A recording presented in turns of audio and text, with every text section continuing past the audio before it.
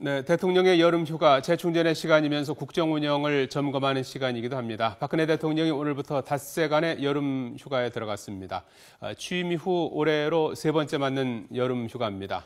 박근혜 대통령은 특별한 휴가 계획 없이 청와대 관저에서 휴식을 취한다고 알려졌습니다. 자, 박근혜 대통령은 취임 첫 해였던 2013년 첫 휴가지로 부친인 박정희 전 대통령과 함께 휴가를 보냈던 경남 거제에 저도를 찾기도 했습니다. 대통령의 근엄함은 뒤로 한 채 어린 시절로 돌아간 듯한 평화로운 모습이 당시 눈길을 끌었습니다. 네, 하지만 지난해 박근혜 대통령은 청와대 관저에서 휴가를 보냈습니다. 세월호 참사 이후라는 점을 고려해서 조용한 휴가를 택한 건데요. 올해도 박 대통령은 휴가 동안 청와대를 지킬 예정입니다. 메르스 사태가 공식적으로 종식되지 않은 데다 하반기에 주요 과제들이 산적한 만큼 사실상 재택근무가 아닌가 싶습니다. 당장 휴가가 끝난 직후에 사면과 개각 등 굵직한 사안들이 대기하고 있어서 정치권의 관심은 벌써부터 대통령의 휴가 이후에 쏠리고 있습니다. 지난 21일에 있었던 박근혜 대통령의 국무회의석상에서 발언 내용을 잠깐 들어보시겠습니다.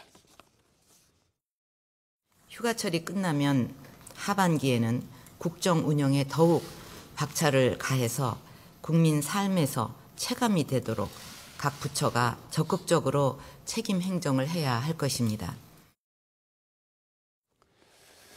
예, 사실 대통령의 휴가는 마음껏 휴식을 취하기에는 어려운 시간이 아닐까도 싶습니다. 각종 국정 현안으로부터 자유로울 수 없을 뿐 아니라 휴가라고 하더라도 대통령의 일거수일투족이 정치권의 주목을 끌 수밖에 없기 때문입니다. 자, 그렇다면 역대 대통령의 여름 휴가는 어떠했을까요?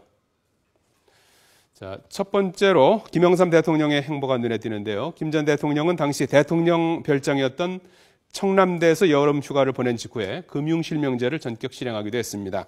휴가 기간 외에도 고민이 있을 때면 청남대를 이용해서 청남대 구상이라는 용어가 생겨나기도 했습니다.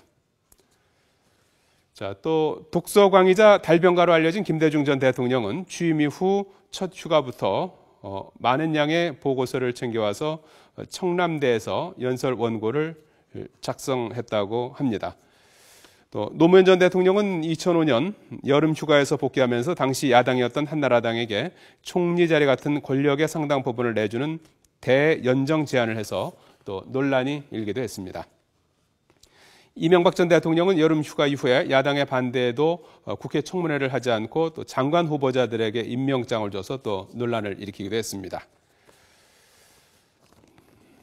자, 역대 대통령들의 여름 휴가, 전국 변화를 위한 다양한 시도가 눈에 띄는데요.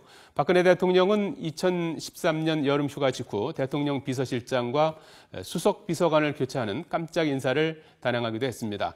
하반기 국정운영 과제인 노동개혁, 그리고 코앞으로 다가온 8.15 광복 사면의 범위, 또 메르스 여파로 빨간불이 들어온 또 우리 경제에도 어떤 메시지를 내놓을지 관심이 쏠리고 있습니다.